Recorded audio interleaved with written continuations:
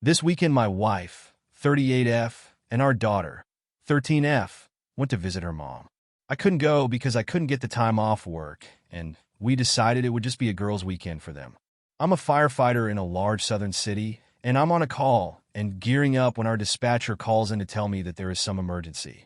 I'm not really needed on the work call, so I get my cell phone and find a bunch of texts from my kid and a couple from a number I don't have in my phone.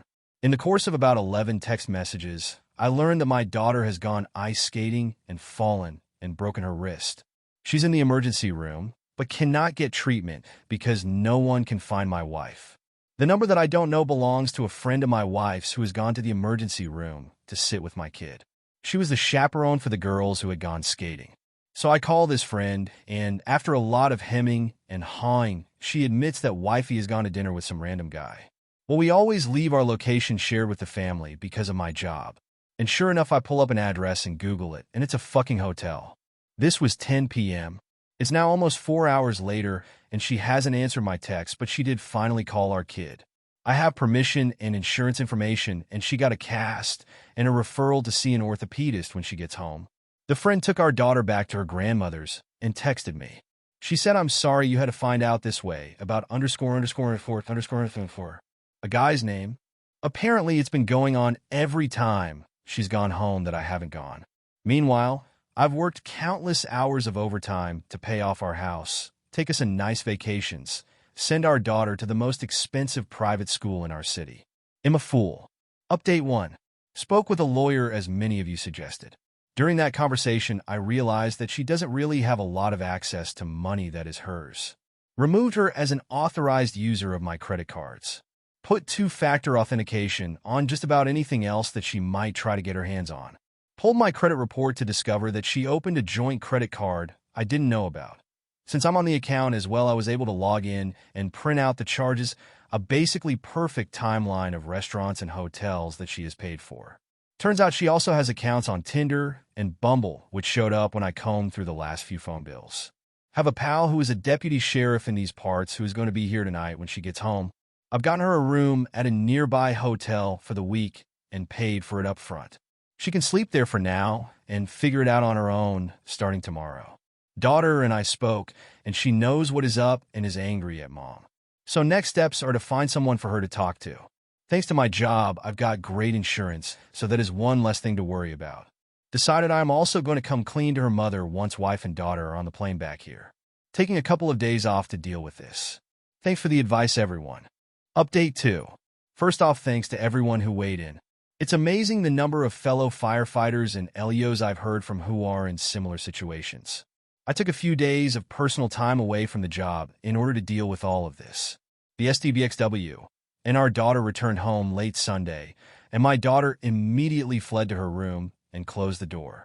My wife said something along the lines of, "I guess you must be pretty mad at me," and I told her the truth, that I was numb. The anger would come later, and it would be best if she was somewhere else for a while. My friend the deputy sheriff was there and said he would sit on the deck and be there if I needed him. I told the wife that I was recording this conversation to protect me and my rights as a husband and father, and she said fine. I suspected at this point that she really seemed to think that she was going to talk her way out of it. What I didn't tell her was that I'd spent most of the last week talking with friends, my parents, my battalion chief at work, as well as a lawyer and a therapist. I've got a ton of leave and a supportive bunch of coworkers, and if I need to take months off to deal with this, I can. I just said that I was disappointed in her, but mostly I was angry that our daughter got caught in the crossfire of her bad behavior, that she had put our child at risk to get laid. She didn't admit or deny.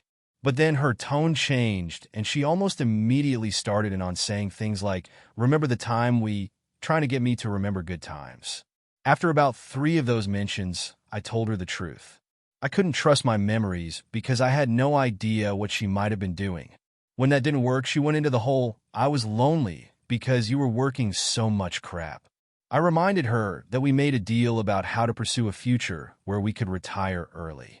I got so mad at this point that I pointed out to her that if she had behaved, we could have retired when she was 48 or so, but that I wanted her to remember that promise because now she's going to have to work for herself. I'm not usually a vindictive person, but I like the idea of her having to work until she's 70 years old and being angry every time she gets dressed to go to a job that she hates. Side note, one of my work buddies who is also married, he and his family have vacationed with us a couple of times too, made this observation. Every time we've gone somewhere, there has been a day or two where the wife has contrived an excuse to be apart from the family. So I played a hunch and said something like, "This wasn't the first time. This was just the first time you got caught." And she just hung her head and very quietly said yes. So I have that admission on tape. She went to the hotel without objection. She wrote me long emails saying things like, "I'm sorry, and I'm not sure why I did what I did." I did not reply. Before she even got home, I'd spoken with her mother and told her about the fact that she was at a hotel with another man while her daughter was in the emergency room, and also about the credit card that she opened. Her mother did not say much, but I told her that if I had any inkling that she was aiding and abetting the wife's bad behavior, that I would severely limit her access to her granddaughter. That was probably a mistake on my part, but I was just so fucking angry. The mother-in-law swears that she knew nothing and that she was worried sick that something that happened to my wife when no one could reach her. I also told the mother-in-law that I was not going to allow the wife back into the house if I could do so, and that I expected her to understand that I've never yelled or hit or cheated or done anything else other than the things I promised to do when we got engaged. That seemed to resonate with her. My wife's parents split up when she was in high school because her dad was a serial cheater. So maybe that registered with her mom. I sent a text to the friend who took my daughter to the emergency room. I told her I didn't particularly care if she replied. I said I appreciated her being at the ER with my daughter. But I also said that if she had previous knowledge of where my wife was going, then she should know that she had a huge part in destroying my family, and that a true friend would never encourage shitty behavior. I haven't figured out how to get in touch with her husband yet, but I suspect, based on just sort of reading between the lines, that she and my wife were kind of egging each other on. Thursday morning, I got a text from the wife saying that her mother had rented her a furnished apartment pretty close to our house, and that she would like to come and get some personal things on Friday when I went to work. I said that was fine. I should point out that during all of this, she only texted our daughter one time, and even in her communications with me, she never even asked about her. When she told me she got the apartment, she didn't ask if our daughter could come visit. I told her that I wasn't working on Friday, but that I would be out of the house for a couple of hours so she could get some things. I left, but I had a process server waiting across the street, and when she pulled up in the driveway, he handed her divorce papers. They included a notice from my attorney that I intend to file for sole custody and that she would have visitation rights. She called my voicemail, and she was almost incoherent with rage. I've never heard her so angry, or frankly, sounding so unbalanced. Also, my lawyer had a very good suggestion that I will pass along for anyone else in this position. I got a new cell phone. I don't carry the phone that has the number the wife knows. I've only given a few people the new number. My lawyer, my sister, my daughter, my boss, a couple of good friends from work. I take a look at the old phone once a day and see if there's anything I need to deal with.